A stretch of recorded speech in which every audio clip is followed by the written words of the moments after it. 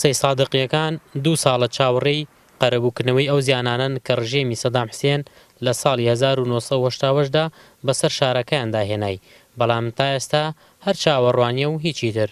بڕیاری قەرەبووکردنەوەی ئەو زیانانە لەلایەن دادگای باڵای تاوانەکانی عێراق لە ساڵی 2013دا دەرچوو کە تیایدا پرسی ڕاگواستن و تەختکردنی شارەکانی سەی سادق و ناوچەی پشدەر وەکو جینۆساید ناسیاندا.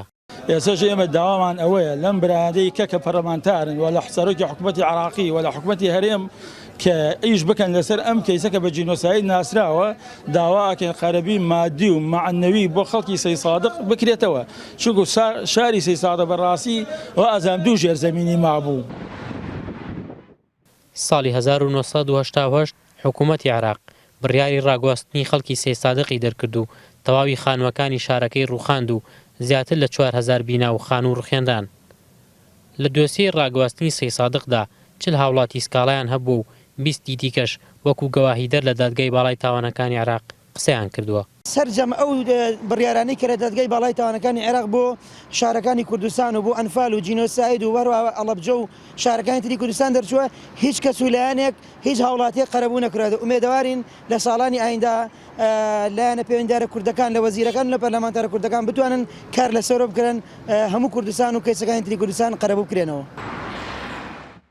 پەرلەمانتارێکی کورد لە پەرلەمانی عێراق دەڵێ حکوومەتی عێراق هاوشێوەی مادی 140 کەیسەکانی کیمیاباران و ئەنفالی کوردستانی بە سیاسی کردو و ئامادە نییە بچێتە ژێر بار و قەرەبووی زیان لێکەوتوان بکاتەوە. ئەمە قەرزێکە، قەرزێکی مێژوویە، هی خەڵکی کوردستانە، هیچ حیزب و لایەنێک نییە، بەڵکو هی هەموو خەڵکی کوردستانە بەسەر دەسەڵاتداران و دەوڵەتدارانی حکوومەتی ئیتیحادی.